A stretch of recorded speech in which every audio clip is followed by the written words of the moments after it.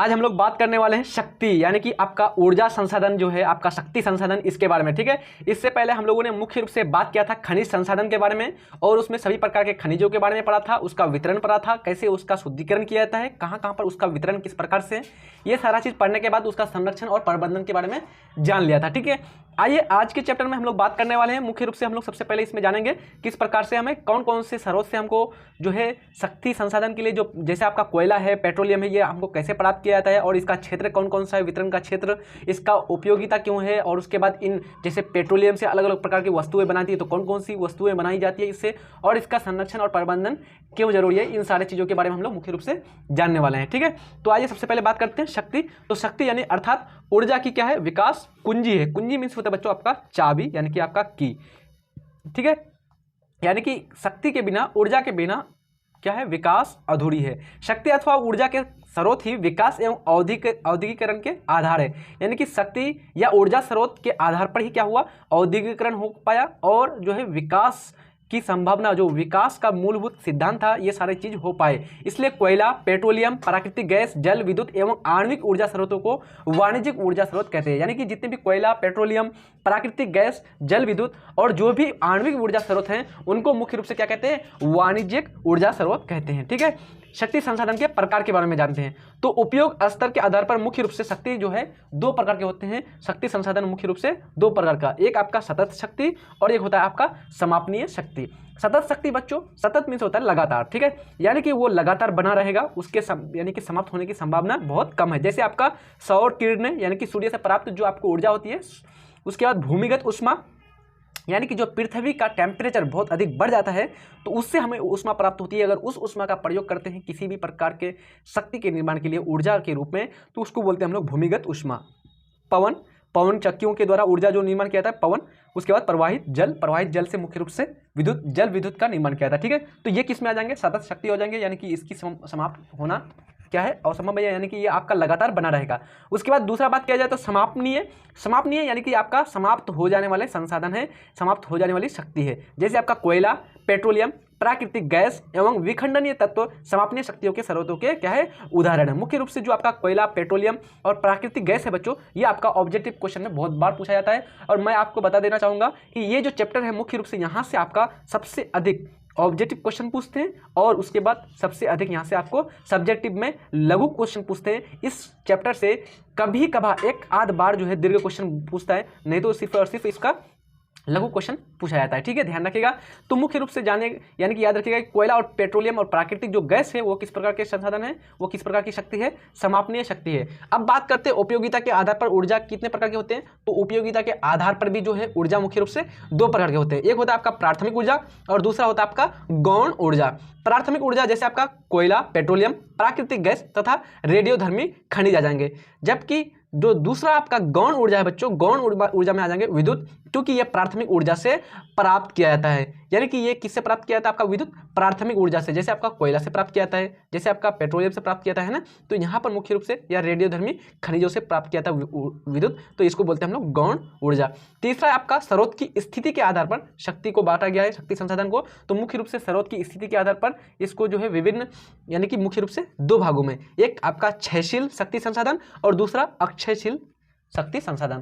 क्षयशील शक्ति संसाधन किसको बोलेंगे, क्षय मीन्स होता है बच्चों क्षरण हो जाना, समाप्त हो जाना। यानी कि जैसे हम लोग बोलते हैं लोहे में जंग लग गया, यानी कि लोहे का क्षयशील हो गया, यानी कि लोहे की जो उपयोगिता है वो समाप्त हो गई। तो मुख्य रूप से ध्यान रखिएगा, क्षयशील यानी कि समाप्त हो जाने वाला, एक टाइम पीरियड, एक फिक्स टाइम के बाद ये आपको नहीं मिलने वाला, इसकी उपयोगिता समाप्त हो जाएगी और इसका जो है खनिज, इसका जो मुख्य रूप से भंडारण है वो क्या है, सीमित है, एक फिक्स्ड मात्रा में है। जैसे आपका कोयला, पेट्रोलियम, प्राकृतिक गैस तथा आणविक खनिज। आणविक खनिज भी होते हैं बच्चों, यानी कि कुछ जैसे आपका यूरेनियम, टाइटेनियम, ये जो है मुख्य रूप से बहुत ही कॉस्टली होते हैं और इससे भी विद्युत और अलग अलग प्रकार के क्या प्राप्त किए जाते हैं, ऊर्जा संसाधन यानी कि ऊर्जा प्राप्त की जाती है। दूसरा आपका अक्षयशील, इसमें क्या होगा, ये समाप्त होने वाले नहीं है, लगातार बना रहेगा। जैसे आपका प्रवाहित जल, पवन, लहरें, सौर शक्ति, भूमिगत ऊष्मा है ना, ये सारे आ जाएंगे किसमें, आपका अक्षयशील शक्ति संसाधन में।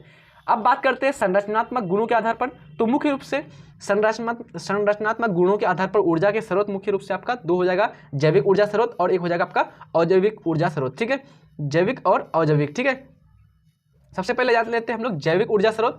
मानव एवं प्राणी शक्ति आदि इसमें क्या हो जाएंगे, जैविक। जैविक यानी कि बच्चों सही से ध्यान दीजिएगा, जैव यानी कि इसमें क्या हो जाएंगे, जितने भी आपका लिविंग थिंग्स हो जाते हैं वो आ जाएंगे। जैसे कोई भी मानव हो गया, जितने भी प्राणी है, जितने भी पेड़ पौधे हैं, ये सारे चीज़ किसमें आ जाएंगे, जैविक ऊर्जा स्रोत के अंतर्गत। ठीक है, जल शक्ति, पवन शक्ति और शक्ति तथा ईंधन शक्ति क्या है, ये आपका खनिज ऊर्जा आदि है। ठीक है, अब बात करते हैं समय के आधार पर पारंपरिक तथा गैर पारंपरिक शक्ति संसाधन के रूप में बांटा गया है। ये आपका क्वेश्चन पूछा जाता है सीधा सीधा आपको कि समय के आधार पर पारंपरिक और गैर पारंपरिक यानी कि पारंपरिक जो आपका शक्ति संसाधन होते हैं, इसके इन दोनों के बीच आपको कभी कभार क्वेश्चन में यानी कि आपको अंतर पूछा जाता है बच्चों कि पारंपरिक तथा गैर पारंपरिक शक्ति संसाधन के बीच अंतर लिखें, अंतर स्पष्ट करें। ये आपका लघु उत्तरीय प्रश्न में बार बार पूछा जाता है, ध्यान रखिएगा। तो सबसे पहले बात करते, चर्चा कर लेते हैं हम लोग पारंपरिक ऊर्जा स्रोतों के बारे में। ठीक है, मुख्य रूप से कोयला, पेट्रोलियम, प्राकृतिक गैस तथा खनिज ईंधन जो जीवाश्म ईंधन के नाम से भी जाने जाते हैं, ये पारंपरिक शक्ति संसाधन है तथा ये समाप्य संसाधन है। यानी कि पारंपरिक बच्चों यानी कि एक परंपरा के आधार पर, यानी कि आपका पुराने जमाने से इसका उपयोग किया जाता है, इसका प्रयोग किया जा रहा है, तो इसको बोलेंगे हम लोग पारंपरिक। इसके अंतर्गत कौन आ जाएंगे, कोयला, पेट्रोलियम, प्राकृतिक गैस, क्योंकि बच्चों पहले जो है मुख्य रूप से जो आपका जल से विद्युत तैयार किया जाता था, या वायु से ऊर्जा, या फिर आपका पवन ऊर्जा, इस प्रकार से इसका उपयोग मतलब कि इसका तो खोज हुआ नहीं था पहले, तो इसलिए यहाँ पर दो भागों में बांट दिया गया, पारंपरिक और गैर पारंपरिक। तो पारंपरिक में वे सभी आ जाएंगे जो हम लोगों का पहले से इस्तेमाल करते आ रहे थे, यानी कि कोयला, पेट्रोलियम, प्राकृतिक गैस और जो खनिज आपका ईंधन है और जो जीवाश्म ईंधन के नाम से भी जाना जाता है ना। पारंपरिक शक्ति संसाधन कैसा है, आपका समाप्त होने वाला संसाधन है, ध्यान रखिएगा। उसके बाद गैर पारंपरिक, गैर पारंपरिक मतलब सूर्य, पवन, ज्वार, परमाणु ऊर्जा तथा क्या है गर्म झरने, ये सारे आ जाएंगे गैर पारंपरिक संसाधन के अंतर्गत। ठीक है, अब बात करते हैं एक एक करके हम लोग यहाँ पर बात करेंगे बच्चों। कोयला को लेंगे, फिर उसके बाद पेट्रोलियम को जानेंगे, फिर उसके बाद जीवाश्म ईंधन को जानेंगे, सारा चीज एक एक करके। ठीक है, तो आइए सबसे पहले बात करते हैं कोयला, यानी इसको बोलते हैं बच्चों कोल। ठीक है, कोयला ये इसका मुख्य रूप से यानी कि जो आपका अगर केमिस्ट्री की दुनिया में जानते हैं हम लोग कार्बन। ठीक है, कोयला शक्ति और ऊर्जा का क्या है, महत्वपूर्ण स्रोत है, बहुत ही एक इंपॉर्टेंट ये आपका रिसोर्स यानी कि आपका सोर्स है आपका किसका, शक्ति का, ऊर्जा का, एनर्जी का। 1 जनवरी 2008 तक भारत में 1200 मीटर की गहराई तक पाए जाने वाले कोयले का कुल अनुमानित भंडार 26,454 करोड़ टन आंका गया है। यानी कि मुख्य रूप से 2008 में 1 जनवरी 2008 को यह अनुमानित किया गया था बच्चों कि मुख्य रूप से भारत के 1200 मीटर की गहराई तक, कितना 1.2 किलोमीटर की गहराई तक पाए जाने वाले कोयले का कुल अनुमानित भंडार कितना बताया गया था, 26,454 करोड़ टन। जबकि 2007-8 में कोयले का कुल उत्पादन कितना हुआ था, तो 456 मिलियन टन हुआ था। ठीक है बच्चों, 1 मिलियन 10 लाख के बराबर होता है। अब बात करते हैं भूगर्भिक दृष्टि से भारत के समस्त कोयला भंडार को 2 भागों में बांटा गया है। यानी कि भूगर्भिक दृष्टिकोण से मुख्य रूप से कोयला भंडार को कितने भागों में बांटा गया है, 2 भागों में बांटा गया है। एक आपका गोंडवाना समूह और आपका एक है आपका टर्शियरी समूह। ठीक है, बहुत ही इंपॉर्टेंट है बच्चों, आपको पूछा जाता है, क्वेश्चन आता है लघु उत्तरीय प्रश्न में पूछा जाता है आपको बोर्ड परीक्षा में सीधा सीधा कि गोंडवाना समूह के अंतर्गत आने वाले किन्हीं 2 किन्हीं 3 क्षेत्रों के नाम लिखे। ठीक है, इस प्रकार से आपको नाम पूछा जाता है बार बार, ध्यान रखिएगा आप लोग। तो इस समूह में यानी कि जो आपका गोंडवाना समूह है, इस समूह में भारत के 96% कोयला का भंडार है, यानी कि 96% कोयला का भंडार जो है सिर्फ और सिर्फ गोंडवाना क्षेत्र में ही है तथा कुल उत्पादन का 99% भाग प्राप्त होता है। यानी कि 99% जो भाग कोयला का उत्पादन होता है वो सिर्फ और सिर्फ गोंडवाना समूह से ही उत्पादन होता है। यहाँ के कोयला का निर्माण 20 करोड़ वर्ष पहले हुआ था। यानी कि एक अनुमान लगाया गया बच्चों कि यहाँ के जो कोयला का निर्माण हुआ था वो कितना वर्ष पहले, 20 करोड़ वर्ष पहले हुआ है। गोंडवाना कोयला क्षेत्र मुख्यतः 4 नदी घाटियों में पाए जाते हैं, यानी कि 4 मुख्य रूप से नदी घाटी है इसमें पाए जाते हैं। तो आपको यही क्वेश्चन पूछा जाता है कि गोंडवाना समूह जो मुख्य रूप से 4 नदी घाटियों में पाए जाते हैं उनके नाम लिखें। ठीक है, तो मुख्य रूप से पहला आपका दामोदर घाटी, दूसरा आपका सोन घाटी, तीसरा आपका महानदी घाटी और आपका वर्धा गोदावरी घाटी। ठीक है, दामोदर ये आप लोग को मालूम होगा, ये सारे क्या है बच्चों, नदी है, नदियां हैं, है ना।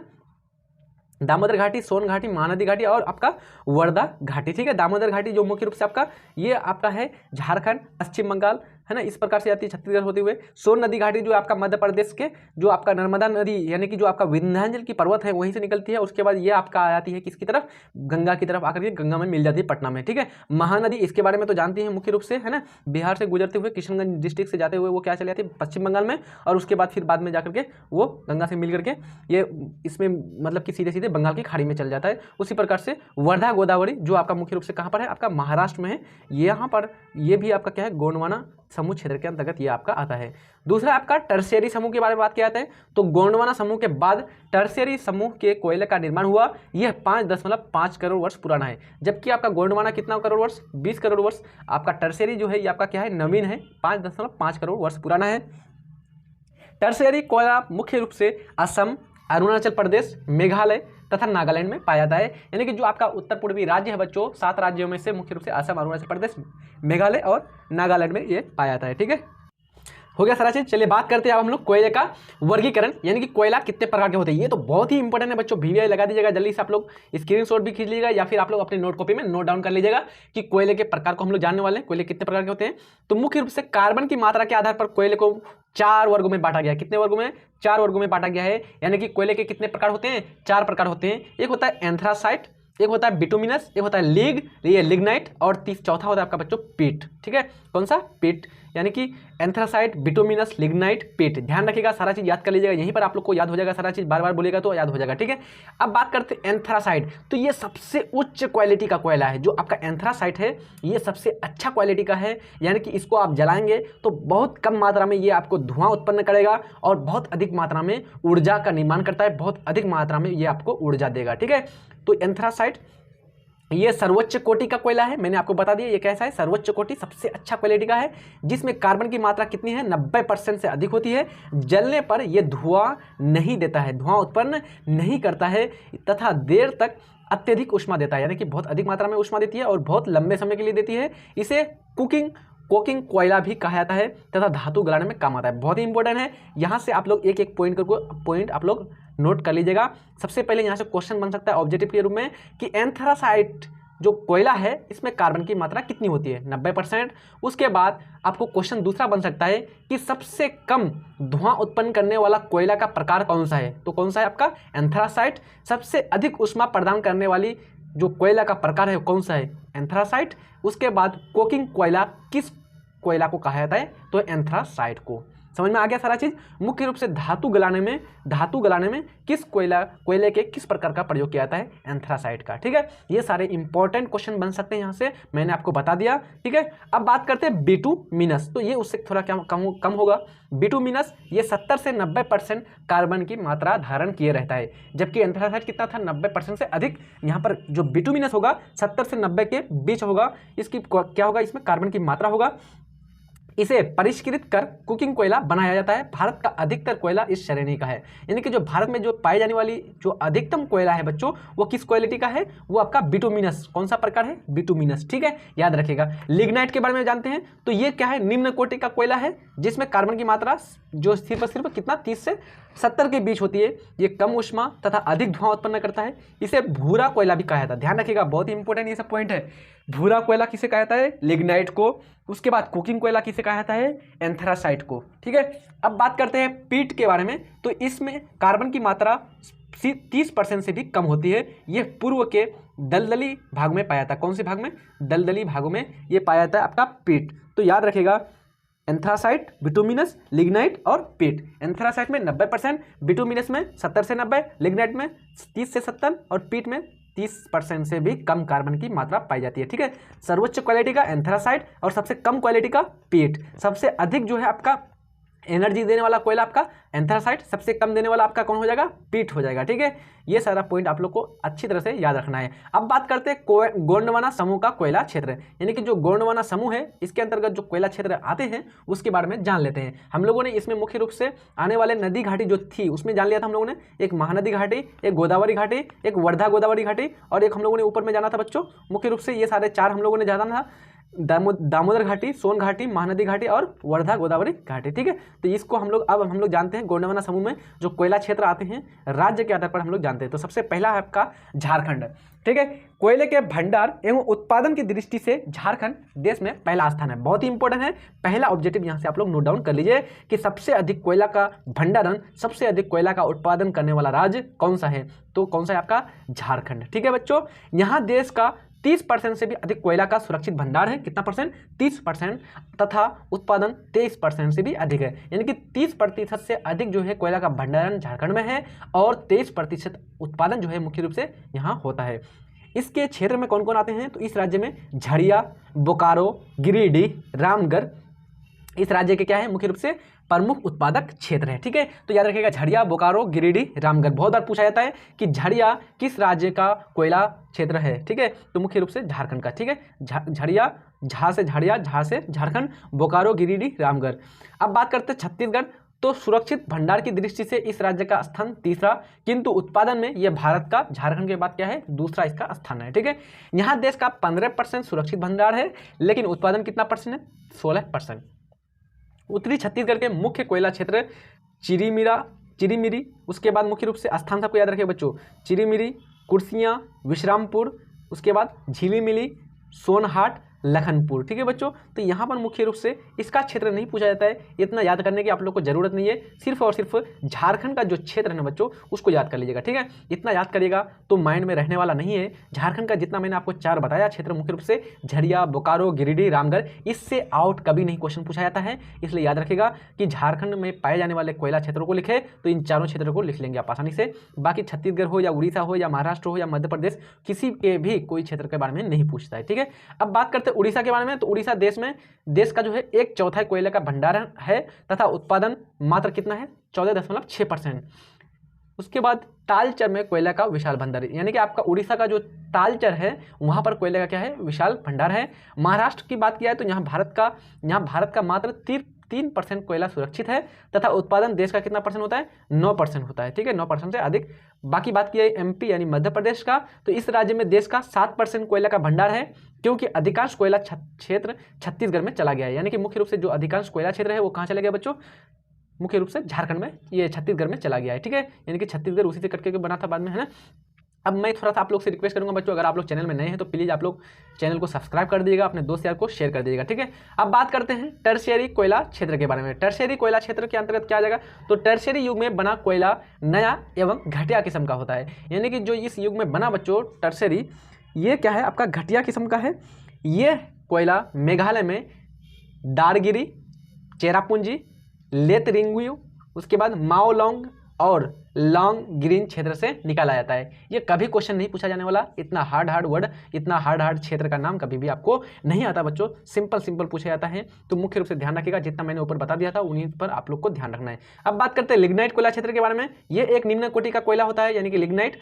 इनमें नमी ज्यादा तथा कार्बन कम होता है, अतः धुआं अधिक उत्पन्न करता है। कौन, लिग्नाइट। लिग्नाइट कोयले का भंडार मुख्य रूप से तमिलनाडु के लिग्नाइट बेसिन में पाया जाता है। यानी कि लिग्नाइट क्या है बच्चों, ये तमिलनाडु का एक नदी क्षेत्र है, बेसिन है, उसी के आधार पर इसको नाम रख दिया गया लिग्नाइट। यहाँ देश का 94% लिग्नाइट कोयले का सुरक्षित भंडार है। कहाँ पर, लिग्नाइट, यानी कि जो बेसिन है तमिलनाडु का, वहाँ पर 94% जो आपका कोयले का भंडार क्या है सुरक्षित है। ठीक है, अब बात करते हैं हम लोग मुख्य रूप से पेट्रोलियम के बारे में। तो ये सारा चीज़ हम लोग अगले लेक्चर में बात करेंगे बच्चों, क्योंकि सेपरेट वीडियो बनाने से आप लोग को थोड़ा सा हेल्पफुल रहेगा, मदद मिलेगा आप लोग को, है ना। मुख्य रूप से आज हम लोगों ने सारा जितना भी था कोयले के बारे में ये सारा चीज़ अध्ययन कर लिया। अगले पार्ट में हम लोग पेट्रोलियम को जानेंगे और अन्य जो है मुख्य रूप से शक्ति संसाधनों के बारे में जानने वाले हैं। ठीक है, तो अच्छी तरह से आप लोग पढ़ाई करते रहिए। मिलते हैं नेक्स्ट वीडियो में, तब तक के लिए जय हिंद।